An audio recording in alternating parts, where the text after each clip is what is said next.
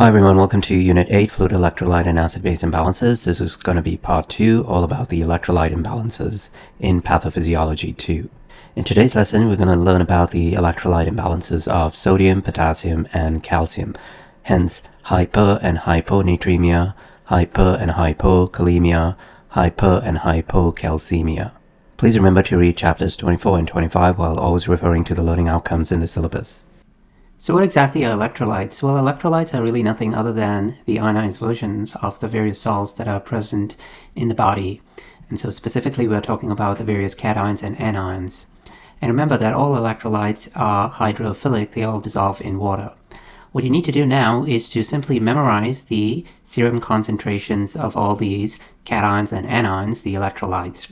You have to memorize the normal ranges. So these are the ranges that are provided in the textbook, and I'll show you an alternate set of numbers as well. So for sodium, the normal range is 135 to 145 milliequivalents per liter. And remember that milliequivalents in the case of monovalent ions, so we're talking about it has a single positive or negative charge. In that case, the milliequivalence is equivalent to the millimoles. So you could also equally correctly state that the concentration of the sodium cation is 135 to 145 millimoles per liter. For potassium, it's 3.5 to 5 milliequivalents per liter, or equivalently millimoles per liter. For calcium, and this is total calcium, it's 4.5 to 5.5 milliequivalents per liter. For magnesium, 1.5 to 2.5 milliequivalents per liter. In the case of magnesium and calcium, these are divalent cations. They both have a 2+ positive charge. In that case, the milliequivalence is not equal to the millimoles. In fact, the millimoles would be half the milliequivalence for a divalent cation. And lastly, we have phosphate, 2.5 to 4.5. In this case, not milliequivalents, but milligrams per deciliter. So all these milliequivalents and milligrams per deciliter units are non-standard. And hence, it's probably better to use the metric or the SI units in terms of stating the concentrations. And if you look on the next slide, that's exactly what the Medical Council of Canada does. And the Medical Council of Canada administers the exams that all of the physicians have to take, and hence it's the numbers that are used by all the physicians. So if you look at the normal serum concentrations of the electrolytes for sodium, 135 to 145 millimoles per liter, that's the same as milliequivalents per liter, but we have to use the standardized units. So these are the SI units, and hence you probably should be familiar with both of them. Regardless, let me backtrack and state that all these concentrations are given in the lab reports, and hence you need to be very aware of what the units are over there. So even the normal ranges are typically stated on the lab reports, so you should always go by what the lab reports present to you and not base it on any other thing. So for potassium, it's 3.5 to 5.0. Those numbers are the same, millimoles per liter, because both sodium and potassium are monovalent cations.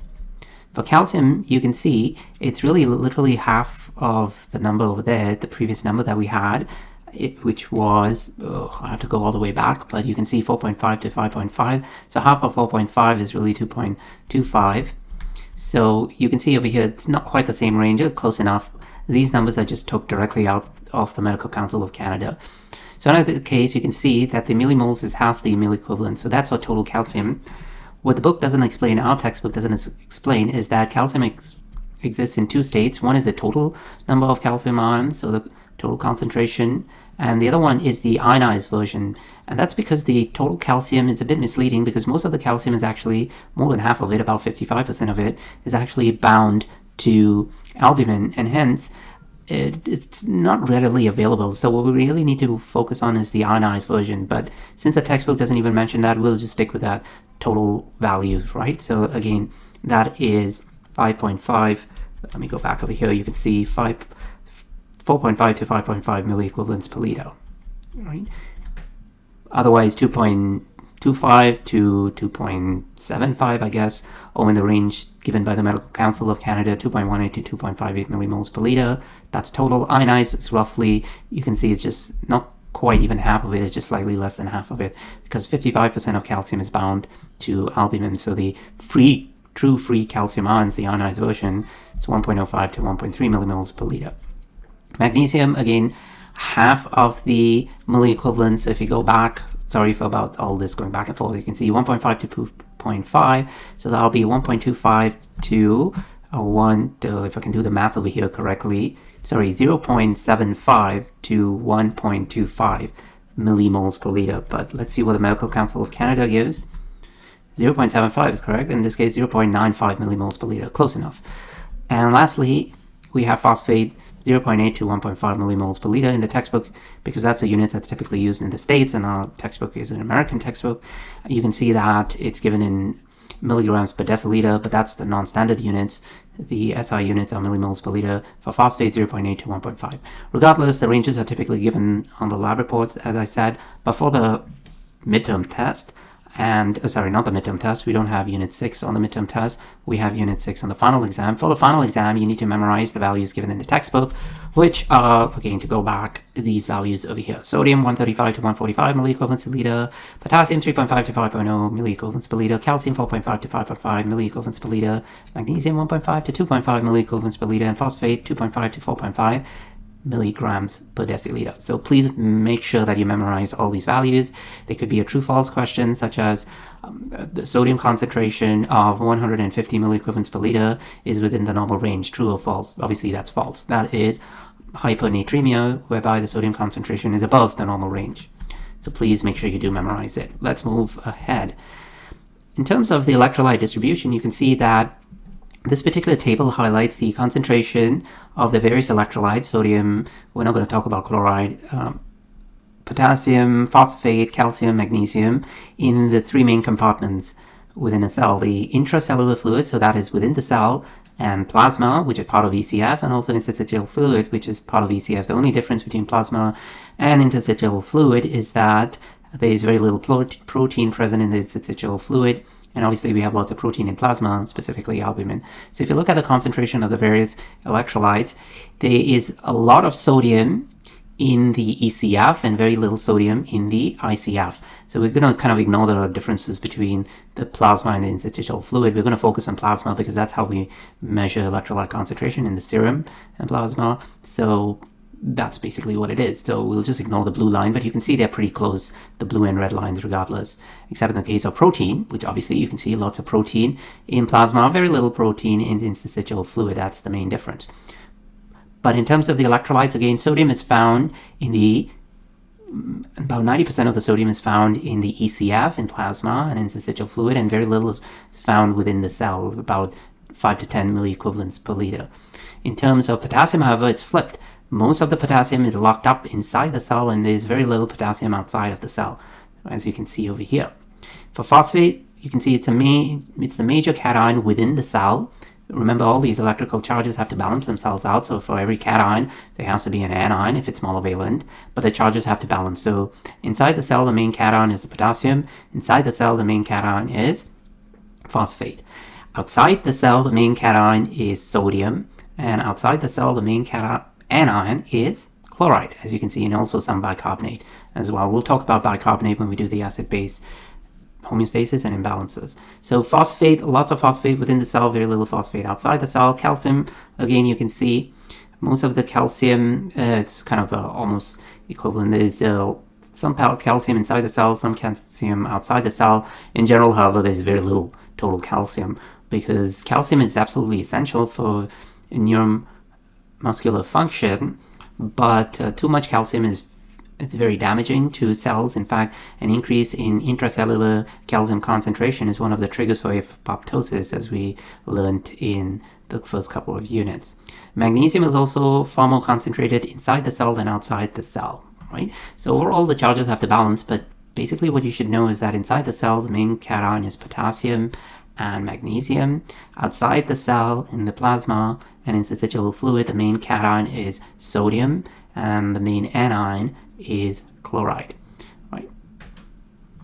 Let's move on now and talk about electrolyte intake. So electrolytes can be taken obviously orally through drinking various fruit juice, for example. If you drink banana juice or apple juice or whatever the case might be, you get lots of potassium in that manner, or parenterally. And one of the source of intake for the electrolytes is via parental feeding, via either an J or G tube, and so if you're not very careful, you can get too much intake of the electrolytes in that manner. And it doesn't always have to be through oral route. So parenterally, in this case, we're talking about IV over there. Here, why do I put down lungs over here? You normally don't think of lungs as a source of electrolytes, except in near drowning situation in salt water, and obviously you're going to get lots of sodium intake in that manner. What about electrolyte excretion? So we have lots of electrolytes being excreted in urine, mainly sodium, but also most of the potassium that we ingest, as we'll see, is also excreted out in urine. During cases of severe diarrhea, you lose lots of electrolytes, again, lots of sodium and potassium to some extent, and hence you can have various imbalances over there. For excessive sweating, you can lose lots of sodium in that manner, and hence it has to be replaced. And then there are obviously the abnormal routes such as vomiting, NG suction, paracentesis, dialysis, wound drainage, fistula drainage, etc. Right? So please be aware of the different routes of electrolyte excretion, both normal and abnormal. Just want to remind you before we start going into all the various electrolyte imbalances that there is a handout on Blackboard. So for those of you that don't want to be listening to me describing these slides, you could always just refer back to those handouts. Again, the handouts are not comprehensive, but it just gives you an overall summary of the various electrolyte imbalances. So let's start off with sodium homeostasis. As we all know, sodium is the principal extracellular cation, so it's far more concentrated in the ECF than in the ICF. Sodium is present in the ECF at a concentration of about 140 millimoles per liter. Remember, the range is 135 to 145 milliequivalents or millimoles per liter. There's this, so in terms of sodium itself, in the ICF, the sodium concentration is much lower due to the sodium-potassium ATP pump. So remember, in P1, we learned about the sodium-potassium ATP pump. That's actually what maintains the sodium gradient. That's what actively pumps out sodium out of the cell, and hence the sodium concentration within the cell is much, much lower, typically about 5 to 10 milliequivalents per liter. So that's all the result of the sodium-potassium ATP pump and the impermeability of the phospholipid bilayer to sodium. And in terms of the total distribution of sodium in the body, so about 50% of the sodium is in the ECF. The ICF is only about 5%, and actually bone has remaining 45%. But we don't really think about bone because it's locked up over there, so it's not really available, and hence we just say that most of the sodium is in the ECF. And the total amount of sodium in the body is approximately 60 millimoles per kilogram.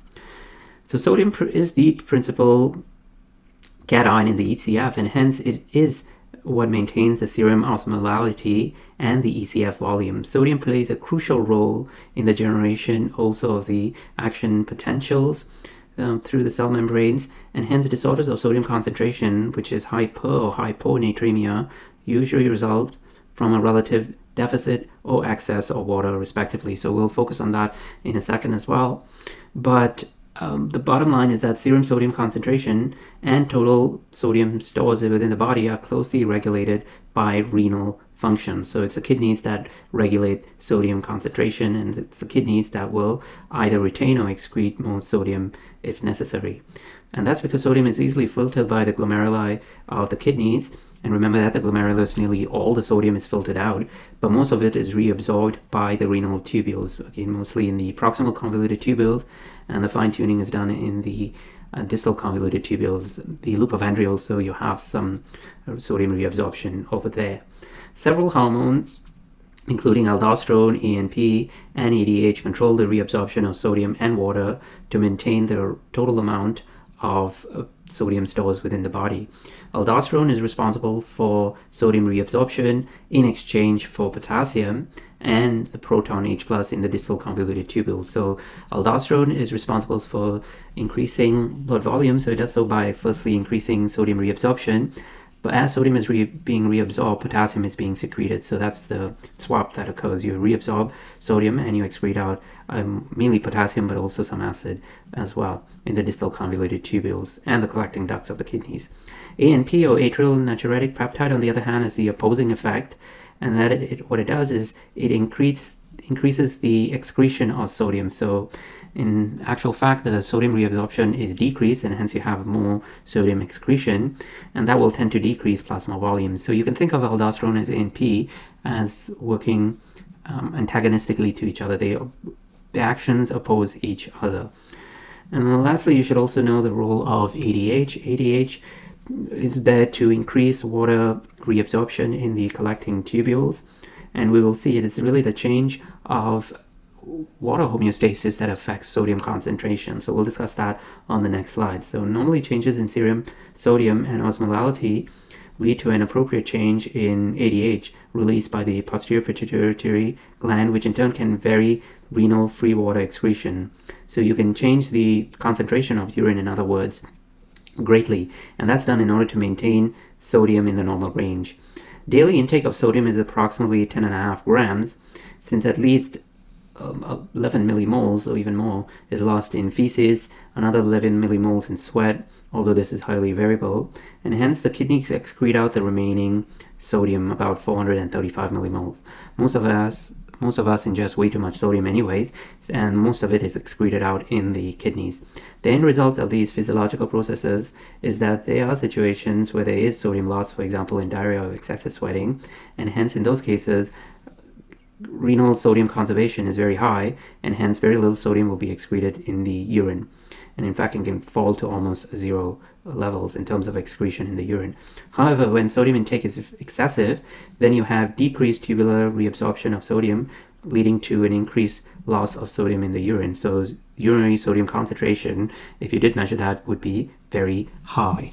So the bottom line is, please remember to go through the effects of aldosterone, ANP, and ADH. Again, in summary, aldosterone increases sodium reabsorption and hence also water reabsorption. It helps to maintain blood volume. At the same time, as sodium is being reabsorbed, potassium is being secreted. Mostly potassium, but it could also be H plus or the proton. ANP works in the exact opposite manner. Instead of reabsorbing more sodium, you decrease sodium reabsorption and hence decrease water reabsorption. Blood volume decreases that way. That's why it's called a natriuretic peptide, because what they observed in the initial mouse models is that when ANP is administered, there's lots of sodium being excreted out in urine. That's where the natriuretic comes from part. So you have increased sodium excretion through the effect of ANP. And lastly, ADH is there to help to conserve water and hence also plays a role in sodium homeostasis, because after all, we're talking about the concentration of sodium in water. So hence, ADH plays a very important role as well. As you can imagine, if you absorb too much water, you would dilute out the sodium. And if you have too little water, if you don't absorb enough water, then everything will get more concentrated, and including the concentration of sodium. So let's now talk about hyponatremia. Hyponatremia is when serum sodium concentration is less than 135 millimoles or milliequivalents per liter. It is most commonly associated with hypoosmolality. So what that really means is that everything has been diluted out. So when you think about it, hyponatremia is really caused by having too much water in the body. So here's the deal where most students get confused. When you talk about hypo or hypernatremia, it's not that you have too much sodium or too little sodium. It's kind of actually the opposite. It's really when you have too much water or too little water, because everything is either being concentrated up or being diluted down. So you have to wrap your head around that. It's really not about how much sodium we have. It's about how much water we have when talking about the concentration of sodium. So hypo and hypernatremia, or the sodium concentration, is determined by how much water there is in the body. Too much water in the body will cause hyponatremia. Conversely, too little water in the body will cause hypernatremia. That is why hyponatremia is commonly associated with hypoosmolality. It means everything has been diluted. There's too much water, so the osmolality of the plasma has decreased because everything has been diluted down, including sodium, and that's how you'll end up with hyponatremia. Right, so the very important factor to note is that changes in sodium concentration are really a reflection of water homeostasis. And in the specific case of hyponatremia, it means that there's too much water in the body, everything has been diluted out. So really, in terms of the etiology of hyponatremia, what causes hyponatremia is essentially anything that causes fluid retention.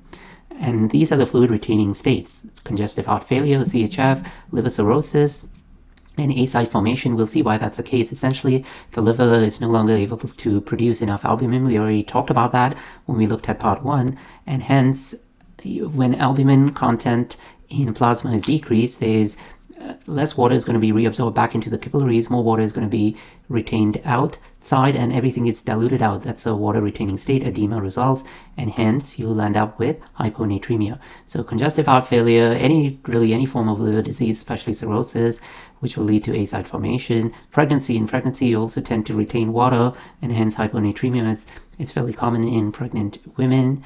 Acute renal failure, or ARF, or chronic renal failure, or CRF, will also lead potentially to hyponatremia because now the kidneys are not able to excrete out the excess water.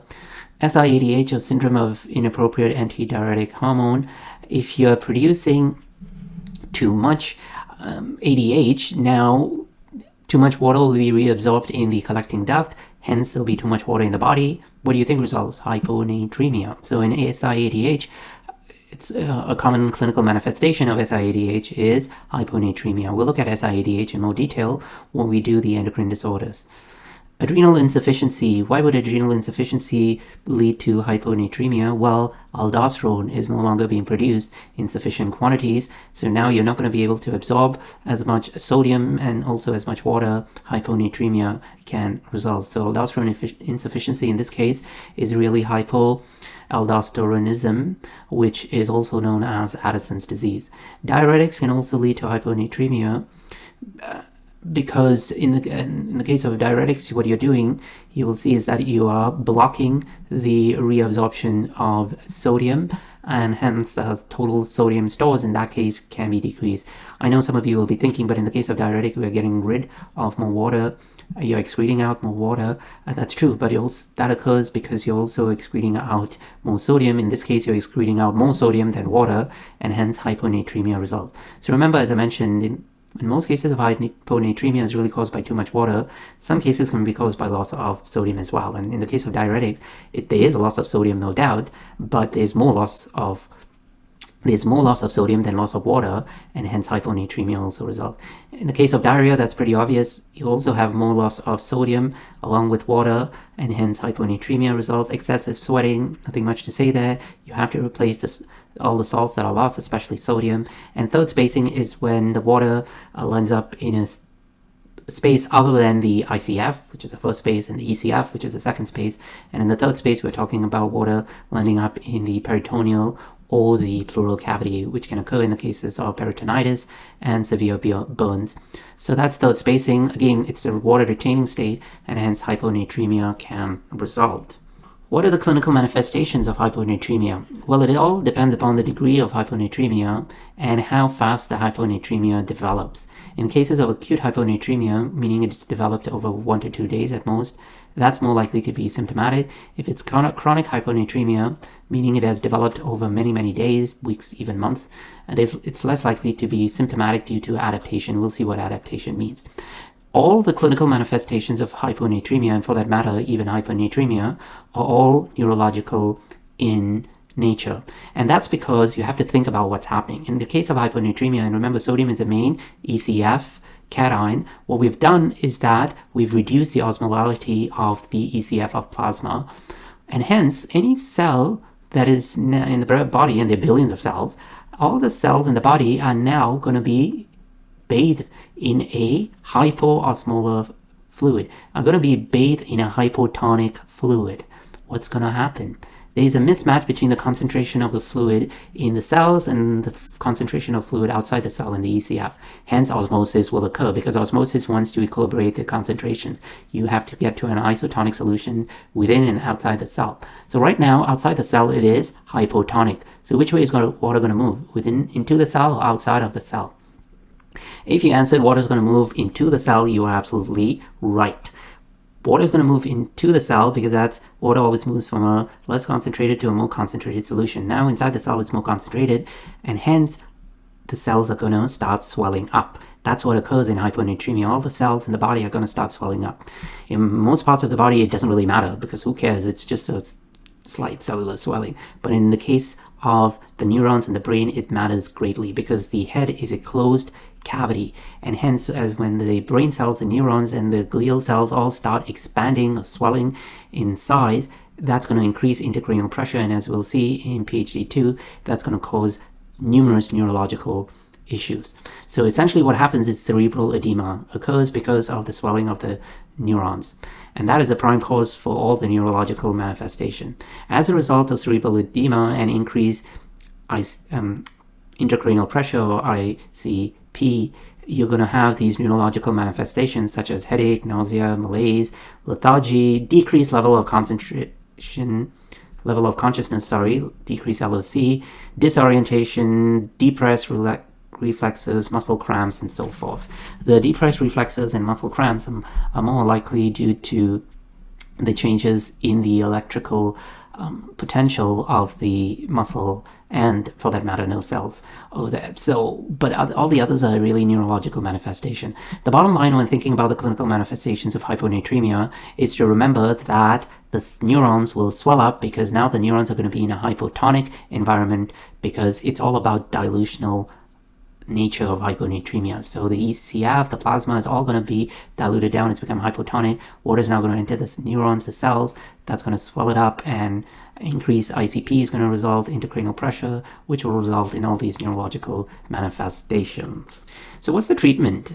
In all these cases we saw I should backtrack that. In most cases of hyponatremia, we saw it's dilutional in nature, meaning there's too much water present in the body, and hence you could see that most of the time treatment consists of water restriction, so less than 1 liter of fluids per day, unless the client is hypovolemic. So we're not going to go into the various volemic states. In most cases it's going to be hypovolemic, but there are cases of hyponatremia where the client or patient is also hypovolemic, but we're not going to go into that over there. But in most cases you have water restriction.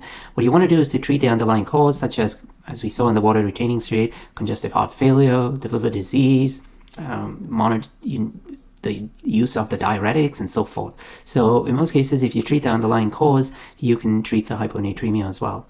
Naturally, serum sodium concentrations need to be monitored very frequently to ensure that correction is not too rapid as well, and that's because you can have demyelination of the neurons occurring if serum sodium concentration is corrected too rapidly. So it's not something that you need to worry about every year. That's what the physicians will order, but it's absolutely true. You can't just suddenly go from a very low serum concentration to an absolutely normal one within a couple of minutes or even a couple of hours. It has to be increase gradually, and there are actual algorithms that you have to follow to do so. And urine output also should be monitored frequently, because a high output of urine is one of the first signs of over rapid correction. So if serum sodium concentrations are rapidly corrected, and now you will have increased excretion of sodium, water will follow along, and hence urine output will also increase. And if you have a lot of diuresis, then that could be, as mentioned, a sign of over rapid correction, and that's very bad because demyelination of the neurons can occur, and as a result brain damage as well. Let's look at hypernatremia now. Hypernatremia is when serum sodium concentration is greater than 145 millimoles, or milliequivalents per liter. I apologize for having millimoles here, I'm just very used to it. It's the standard units rather than milliequivalents. Nevertheless, you should know both of them. It's serum sodium concentration greater than 145 milliequivalents or millimoles per liter is hypernatremia. In the case of hypernatremia, it's always a hypoosmolar state because, no surprise, sodium is the main electrolyte or main cation in the ECF state. So if you have a lot of sodium, you're going to have a high osmolarity. Hyponatremia, it turns out, it's less common than hyponatremia because, again, it's really about water balance. So in the case of hyponatremia, we have too little water, and hence hyponatremia actually doesn't occur very often because of our thirst mechanism and because of the release of ADH. As soon as water homeostasis is affected, so if you're deficient in water, a lot of ADH is going to be released, or more ADH is going to be released, and now we'll reabsorb more water. And one of the effects of ADH is also to increase the thirst mechanism, and you hopefully have access to fluid and you'll start drinking lots of water, and that will automatically correct the hyponatremia. So it's less common than hyponatremia unless there is a problem with water intake, so access is not there or somehow the thirst mechanism has been affected. So bottom line, again, changes in sodium concentration are a reflection of water homeostasis. In the case of hyponatremia, it's caused by too little water. Everything has become concentrated because there's been a net water loss. It's not usually because there's too much sodium. It's because there's too little water. So how do we lose so much water? Well, that could be renal in nature, for example, through the use of diuretics or inappropriate use of diuretics in some cases, or it could be an extra-renal cause such as diarrhea, diaphoresis, excessive diaphoresis, or respiratory losses. So we're talking about the insensible losses over there. One other cause could be diabetes insipidus, whereby in that case the body is no longer responsive to ADH. That could be at the level of the kidneys, or the body is just not secreting enough ADH, you're not reabsorbing enough water. Overall, there's less water than normal. Hypernatremia can result. It is no surprise that in the case of hypernatremia, it's the exact opposite to hyponatremia. In this case, instead of the cells increasing in size or swelling, here the brain cells and neurons will start shrinking. And that's because the ECF has now become hyperosmolar, it's become hypertonic, and hence water is going to move from the ICF to the ECF, right? Remember, water always moves from a less concentrated to a more concentrated solution. Now the outside of the cell is more concentrated because of hypernatremia. There's too much sodium there, so it's become very more concentrated outside. Water will move out of the cell and the neurons will start to shrink. As a result, all the clinical manifestations of hypernatremia are also really mainly neurological in nature. That could be altered mental status, weakness. Neuromuscular excitability or irritability is really due to changes in the resting membrane potential of the nerve and muscle cells. There could be other focal neurological deficits, seizures, eventually coma, and death. Also, if there is severe thirst, and then that's an indication that there is water deficit, which could be obviously the cause of the hypernatremia to begin with. If there is polyuria, that could be one of the signs of diabetes insipidus, because the body is not producing enough ADH, or is not responsive to the ADH, and hence very little water is being reabsorbed, and as a result polyuria develops. So if you fix the diabetes insipidus or treat the underlying cause of the hypernatremia, in this case diabetes insipidus, and the clue would be polyuria, then you could eventually correct the hypernatremia as well. Also be on the alert for the clinical manifestations of hypovolemia, because there is too little water, such as decreased skin turgor, dry mucous membranes, a dry tongue, oliguria. Obviously in that case diabetes insipidus would not be present, but in general, if there is a severe water deficit in hypovolemia, then oliguria will develop. Orthostatic hypotension because of reduced blood volume, and compensatory tachycardia. So all of these are the classical clinical manifestations of hypovolemia. In terms of the treatment of hypernatremia, it would make sense to administer free water because it is a hyperosmolar state. There's too little water. So instead of administering normal saline, where you have infusions also of sodium, that doesn't quite make sense when you have hypernatremia. So free water is administered either orally if possible, or through IV. And yes, you obviously want to treat the underlying cause, such as the diabetes insipidus. And similar to hyponatremia, serum sodium concentration should be monitored to ensure the correction is not too rapid, because if you go from hypernatremia to even normal sodium concentration, now what could occur is that the cells have already shrunk, right? And now if you suddenly reduce the osmolarity on the outside, the cells now are more concentrated on the inside compared to the outside, and so water is going to move into the cell, and a lot of water can suddenly move into the cell, and that can cause cerebral edema. And that's one of the reasons why you need to correct the serum sodium concentration very carefully. Let's now do potassium homeostasis. As we were alerted to before, approximately 98% of the potassium is stored within the cell. Nearly all of the potassium is stored within the cell. So in response to potassium intake, you need to remove the potassium from the ECF. So in the GI tract, the potassium is absorbed. Say if you ate, 10 bananas, so all that potassium is going to be absorbed into the plasma, into the ECF, and the ECF's concentration is going to rise rapidly, right? And if you don't excrete out the potassium, hyperkalemia or excessive potassium can develop, and that is life-threatening. So basically all the potassium that is taken in has to be rapidly excreted out over there. And the main hormone involved in potassium excretion is aldosterone. So aldosterone, as we saw previously, what aldosterone does is that it increases sodium reabsorption and potassium secretion in the distal convoluted tubule. So aldosterone is the main regulator for potassium homeostasis. In addition, it's important to realize that since most of the potassium is stored within the cell, anything that causes potassium to leak out of the cell will cause hyperkalemia or excessive potassium levels in the ECF. So what causes a shift of potassium from let's start off with first from the ICF, where most of it is formed, to the ECF. So what can cause the potassium to move from the cell to the outside? Insulin deficiency is one of the key causes of that particular factor. So when there's a severe deficiency of insulin, then hyperkalemia can result. Similarly, beta blockers, such as all the drugs that end in the olol, propranolol, atenolol, etc., can also cause through beta-2 blockage of the beta-2 receptors can cause a shift of potassium from the ICF to the ECF. Acidosis can also lead to hyperkalemia. How's that the case? Well, the body sees that it's becoming too acidic, the ECF is becoming too acidic, and so the cell actually tries to help out, so to speak. The cell says, I'm going to take in a proton, and that hopefully will reduce the acidity in the ECF, but because the charges need to balance, potassium is shifted out.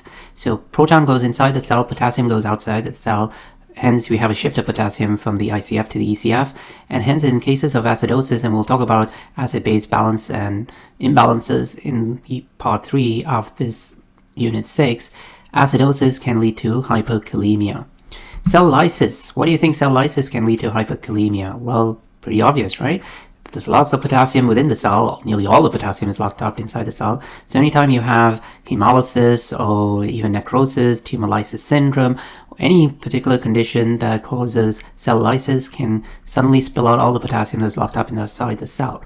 Similarly, strenuous exercise can also cause hyperkalemia because firstly, a few muscle cells get degraded, and secondly, during muscular contraction, we have potassium efflux. If you remember from ENP1 at the neuromuscular junction, when acetylcholine binds to the acetylcholine receptor, the acetylcholine receptor is also an ion channel, and hence sodium will enter into the cell and causing depolarization, but you also have potassium efflux, so potassium shifting out of the cell, and that's what we mean by during strenuous exercises where the muscle gets stimulated very rapidly and continuously, a lot of potassium is leaking out of the muscle cells that can cause hyperkalemia. What about factors that shift the potassium from the ECF to ICF, so even more potassium is brought into the cell, and that can lead to hypokalemia. So what insulin does is that how insulin works really is that it's required obviously for glucose reabsorption, but it also triggers more potassium to be absorbed into the cell. In addition, obviously we have the sodium potassium ATP pump, right? That's constantly pumping sodium out of the cell and potassium into the cell, but insulin also stimulates more potassium to move into the cell from the ECF to the ICF. Beta-2 adrenergic stimulation, so all the beta-2 agonists, including epinephrine and norepinephrine, so anytime you stimulate the sympathetic nervous system, can also cause a shift of potassium from the ECF to the ICF. That can lead to hypokalemia. Alkalosis can lead to hypokalemia. That's the exact opposite to what we just described in the case of acidosis. In the case of alkalosis, the cell tries to again help out. It says, oh, the ECF the plasma doesn't have enough proton, that's why it's not acidic enough, it's getting basic. So let's push out a proton from the cell into the ECF. But again, to balance charges, as the proton is being pushed out of the cell because of the alkalosis, to try to correct the alkalosis, the potassium moves into the cell. So alkalosis can always lead to hypokalemia, just like acidosis can lead to hyperkalemia. Let's start off with hypokalemia. Hypokalemia is defined as serum potassium concentration of less than 3.5 milliequivalents or millimole per liter.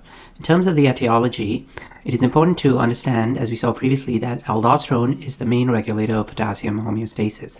What does aldosterone do? Aldosterone increases sodium reabsorption and potassium secretion, which means that the more aldosterone that is present, the more potassium is going to be secreted, hence serum potassium concentration will decrease below normal. So that's primary aldosteronism, which is also referred to as Conn syndrome. In this case, too much aldosterone is being secreted, and hence you have increased sodium reabsorption, and hence also more water reabsorption, and hence one of the clinical manifestations of Conn syndrome or primary aldosteronism is hypertension, because more water is being reabsorbed into the ECF, blood volume will increase hypertension. So in primary aldosteronism, in addition to hypertension, hypokalemia can also result because yes, you have more sodium reabsorption, but you also have more potassium secretion. Eventually potassium serum potassium concentration are going to drop below normal, hypokalemia results. Metabolic alkalosis, as we saw previously and explained, can also cause hypokalemia because the cell tries to help out and says, hey, there's not enough protons, hydrogen ions in the ECF, so I'm going to donate one, or as many as I can, and so the cell secretes out hydrogen ions, but to balance the charges, potassium enters into the cell, and hence potassium is being depleted from the ECF. Hypokalemia can result. Hypomagnesemia, so when you have too little magnesium, can also cause hypokalemia. We're not going to go through why, it's a bit complicated, and it's not fully understood in your case. So, but if you don't treat for refractory hypokalemia, where you really tried to correct the hypokalemia but it's not working, then you should suspect hypomagnesemia.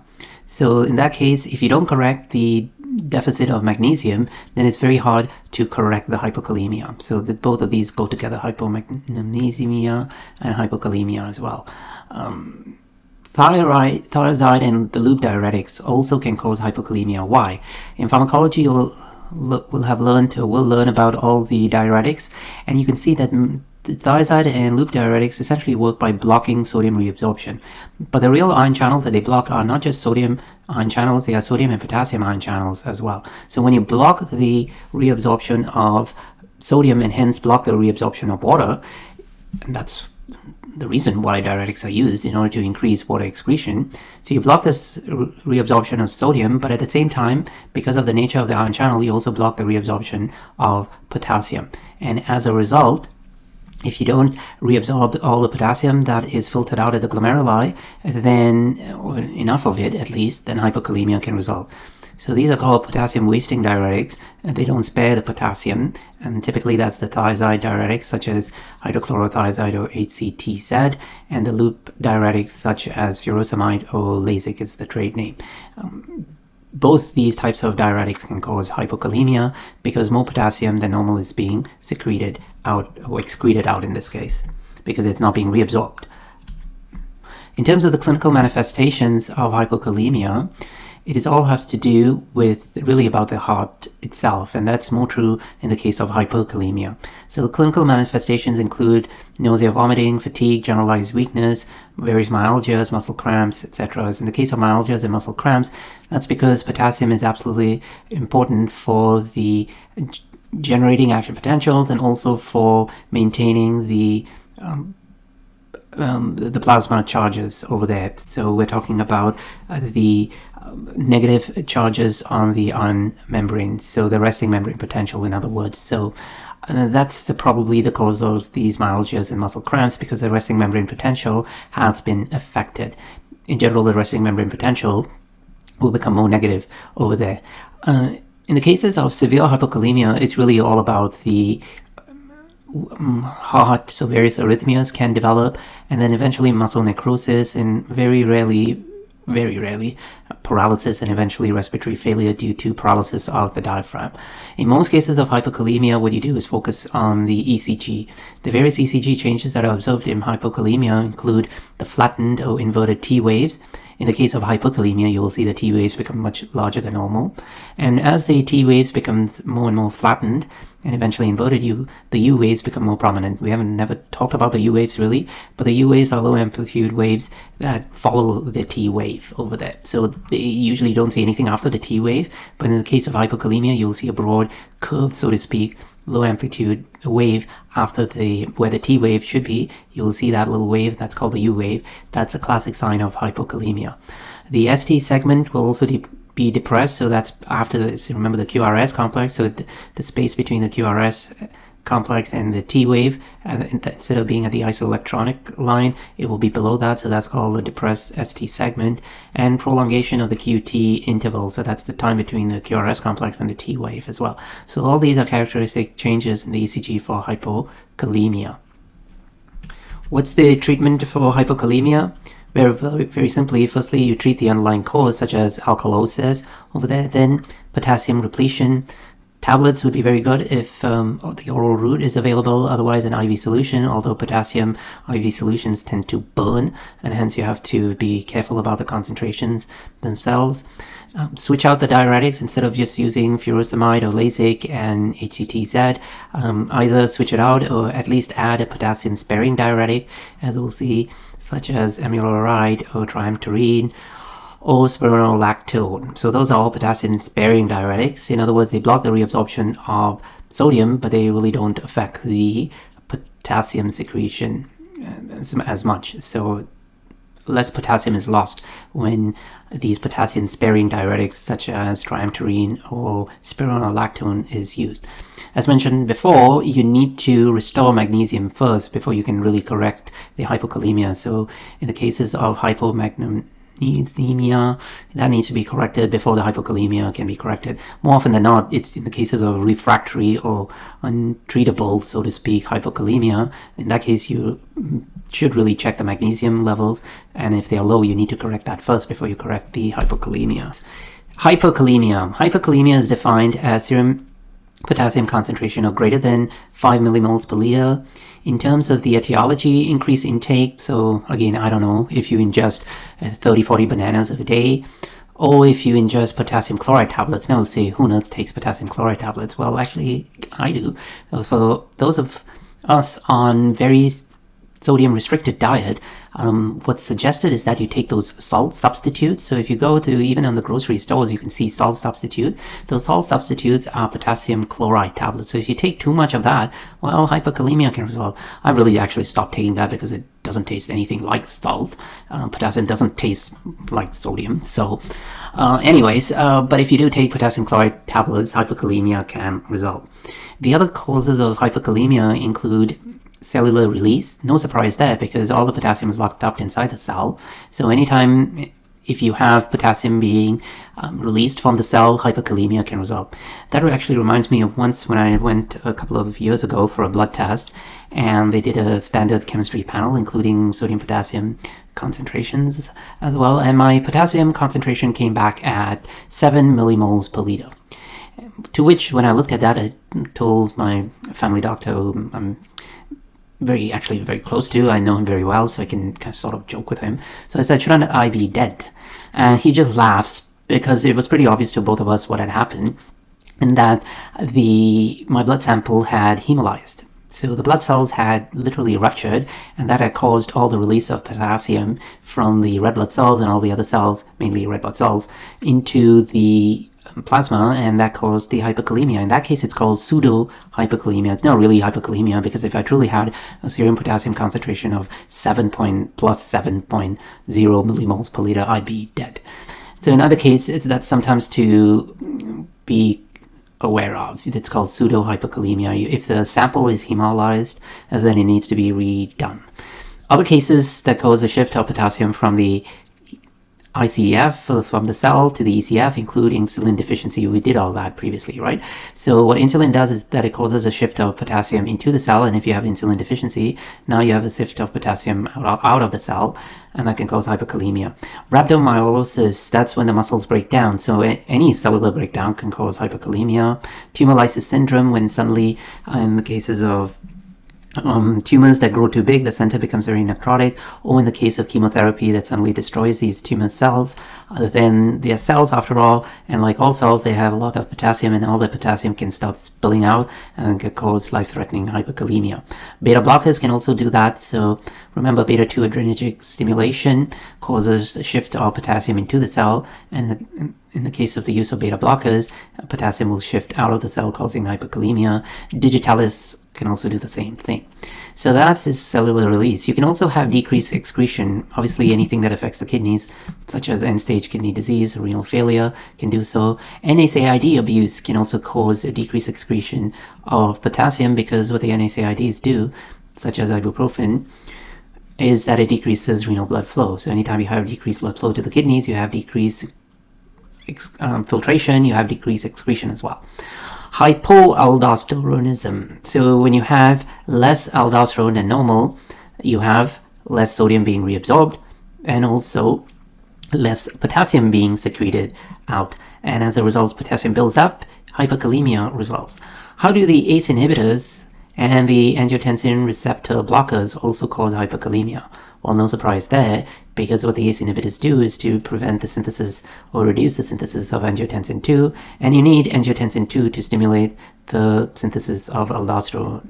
So when you take these ACE inhibitors like Altase, all the drugs that end with the iprils, so to speak, then you can, ramipril, this is the generic name, Altase is the trade name. So when you take these ACE inhibitors for hypertension, treatment of hypertension, they reduced the secretion of or production of aldosterone, which is a good thing because aldosterone increases sodium reabsorption, increases water reabsorption, and increases blood volume, right? You're trying to reduce the blood pressure, so yeah, it makes sense, but that can also predispose you towards developing hyperkalemia. Same thing with the angiotensin receptor blockers, all those sartans drugs. The potassium sparing diuretics, so those can also cause hyperkalemia if you're taking too much of it, if the dosage is increased beyond the normal levels, or if you're more susceptible to it. So spironolactone, amiloride, triamterene, these are all potassium sparing diuretics, but excessive use of them can cause hyperkalemia. Just like the thiazide diuretics, like HCTZ and Lasix or furosemide can cause hypokalemia. These potassium sparing diuretics can cause hyperkalemia. So a fine balance is essential. What about the clinical manifestations? So the clinical manifestations of hyperkalemia include nausea, that's non-specific, various palpitation, because again, it's no surprise, it's all about the heart, muscle weakness, stiffness, various paresthesias, areflexias, eventually ascending paralysis. All that is because the resting membrane potential of the neurons and the muscles cells have been affected. So essentially the muscles become hyperpolarized and they're no longer able to be stimulated, and as a result muscle weakness and paralysis can develop. In the case of hypokalemia, is the opposite. You have increased muscular excitability, so to speak, over there. So in the case of hyperkalemia, you have muscle weakness. In the case of hypokalemia, you usually have tetany or increased muscle stiffness, or not stiffness, increased muscle contractions, right? So for hyperkalemia, is about muscle weakness and loss of reflexes, ascending paralysis. But, and here's the most important thing, it's really all about the heart. So it's all about the ECG changes. In hyperkalemia, the characteristic change is a peaked T wave. Eventually you also lose the P wave, there's QRS widening and merging of the T wave with the QRS complex, leading to the really very awful looking sine wave pattern, because that tells you something is severely wrong, and eventually ventricular fibrillation will set in and asystole and death will result. So hyperkalemia is really life-threatening and needs to be treated and corrected immediately. In terms of the treatment of hyperkalemia, remember hyperkalemia is life-threatening because of all its effects on the heart, eventually causing ventricular fibrillation and asystole. The treatment consists of firstly protecting the heart with calcium gluconate and then treating the underlying cause. For example, we saw one of the causes of hyperkalemia could be the shift of potassium from the cell into the ECF, and hence you want to shift the potassium back into the cell. If there is insulin deficiency, which causes the shift of potassium from the ICF to the ECF, now administer insulin to force the potassium back into the cell. Similarly, we saw stimulation of the beta-2 receptors will cause a shift of potassium into the cell. So if you're using the beta blockers, we'll stop that and use a beta-2 agonist instead, such as salbutamol, that's the generic name, and Ventolin is the trade name. So salbutamol, we saw, and Ventolin is used for the treatment of asthma, for example, because it dilates the bronchioles, but in other cases it's a beta-2 agonist, and that will cause beta-2 stimulation, adrenergic stimulation, and that will shift the potassium back into the cell. All these are good things because we want to reduce the concentration of potassium in the ECF and the plasma. You can also increase the excretion of potassium through the use of furosemide. And remember, the furosemide is a potent loop diuretic, so there'll be lots of diuresis, and hopefully potassium will be excreted out in that manner as well, assuming the kidneys are functioning properly as well. In cases where all the above options have not worked, then hemodialysis is the last option, and that will rapidly reduce the amount of potassium in plasma.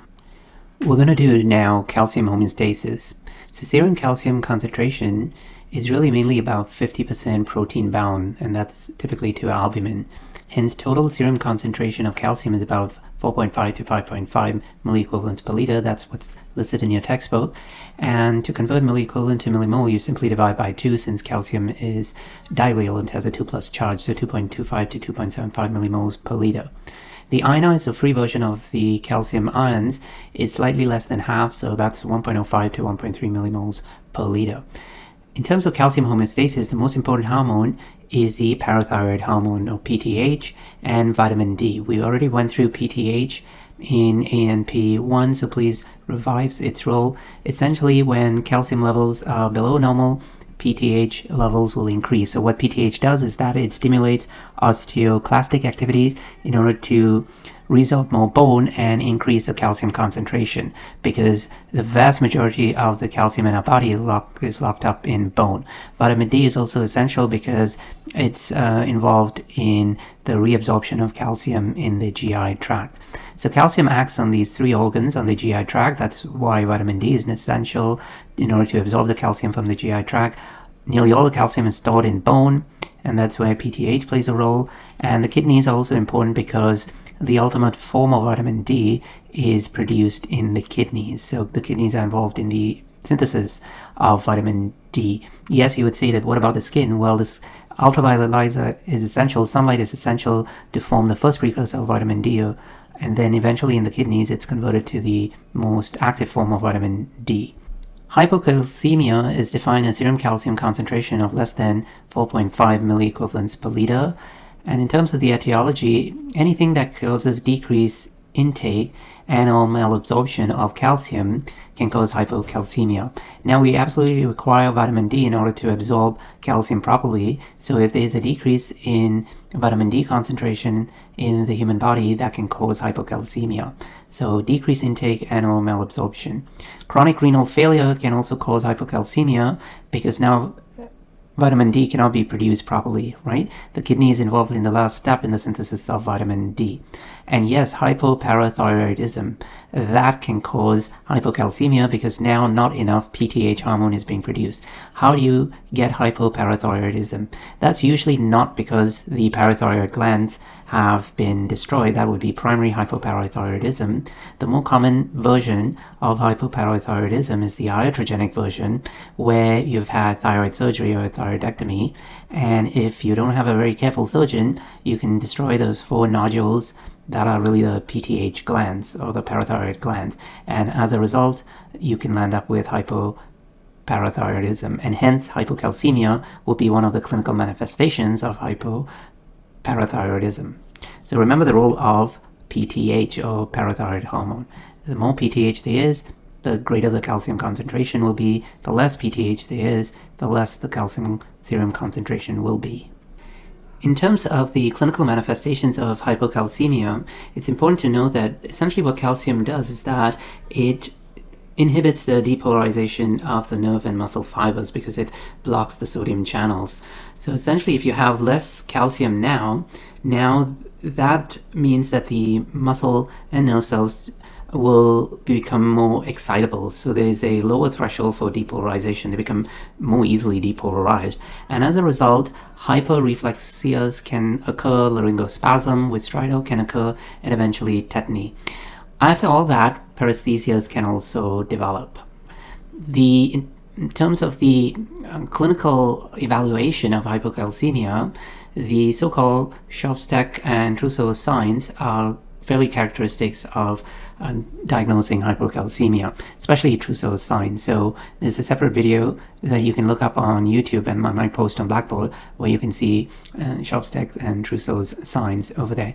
Essentially, what Trousseau's sign of latent tetany does is that you place a blood pressure cuff and inflate the blood pressure above the systolic pressure, and thereby blocking off blood supply through the brachial artery, and that elicits a carpal spasm. So the wrists will start to flex, the metacarpals will start to flex, the MCP joints will start to flex, but all the PIP and DIP will extend, so your fingers will be extended. So essentially you go into this pose where your wrist is flexed and your NCP is flexed, so your fingers are pointing down, so to speak, and then your fingers come together. So that's Trousseau's sign, which is more specific than Shovstek's sign, which is when you tap the facial nerve that will elicit a spasm of the muscles around mainly along the lip over there. So tapping of the inferior portion of the cheekbone, which really means tapping the facial nerve, will cause a facial spasm.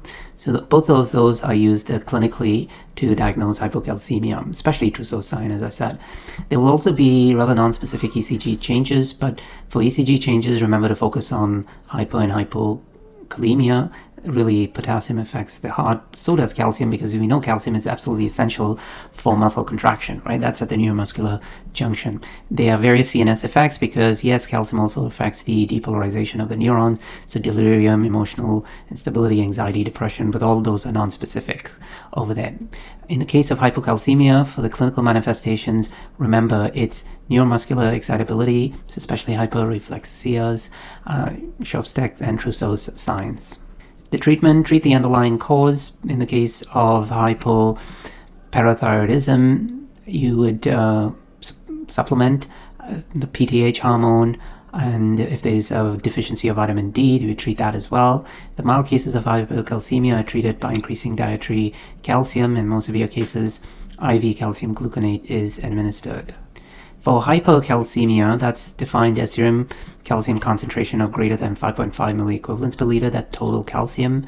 The most common cause in a hospitalized patient is due to malignancy. So the later stages of cancer, especially metastatic cancer and cancers of the lung, renal, breast, lymphoma, and multiple myeloma, all those can cause hypocalcemia. Essentially, it's because the tumor cells produce a PTH-like hormone, not exactly PTH, but it kind of mimics PTH, and that causes bone resorption. So osteoclastic activity is increased and calcium is released into the bloodstream. Serum calcium level rises much above normal. That's hypocalcemia. So that's the most common cause of hypocalcemia in hospitalized patient is when you have advanced malignancy disease. The other cause could be primary hypothyroidism, parathyroidism, so a tumor of the parathyroid gland, and that's the most common cause in outpatients. The clinical manifestations of hypoglycemia, that's given by this mnemonic: bones, stones, groans, and psychiatric overtones, sometimes bones, stones, groans, and moans. So if you remember that, you will remember all the main clinical manifestations of hypocalcemia. So bone pain, that's bones. Weakness, that's all muscle weakness. Over there, nephrolithiasis, or kidney stones, that's stones. Nausea, vomiting, that's the groans, abdominal related, abdominal groans. Constipation, the same thing. And then the psychiatric overtones are usually psychosis and cognitive dysfunction. That's the mnemonic. So remember the mnemonic: bones, stones, groans, and moans, or psychiatric overtones. Other clinical manifestations of hypocalcemia on the heart include a short QT interval, various arrhythmias, hypotonia. Just like in the case of hypocalcemia, we saw hyporeflexias. The threshold for depolarization is reduced. In the case of hypocalcemia, in the case of hypercalcemia, there's an increased threshold for depolarization, so the muscles are no longer as easily stimulated. So hypotonia resolves. Hyporeflexias and renal failures could be due to the buildup of calciums in the form of nephrolithiasis and so forth. The treatment of hypocalcemia consists of increasing urea excretion, so give IV normal saline, loop diuretics such as furosemide or Lasix, plus calcitonin. I'll leave it to you to go look up. The function of calcitonin is essentially the opposite of PTH over there. So calcitonin will promote calcium excretion. How do you diminish bone resorption if that's a problem, like in malignancy-associated hypocalcemia? You give the bisphosphonate drugs over there. That will reduce osteoclastic activity. You need to decrease GI absorption through the use, perhaps, of corticosteroids, and the last resort would be dialysis. That brings us to the end of today's lesson on the electrolyte imbalances. Specifically, we examined the pathophysiology of hypo and hyponatremia, hypo and hyperkalemia, hypo and hypocalcemia. Our next lesson is going to be part 3 of Unit 8, Fluid Electrolyte and Acid-Base Imbalances, which is going to focus on the acid-base imbalances. See you then. Thanks. Bye.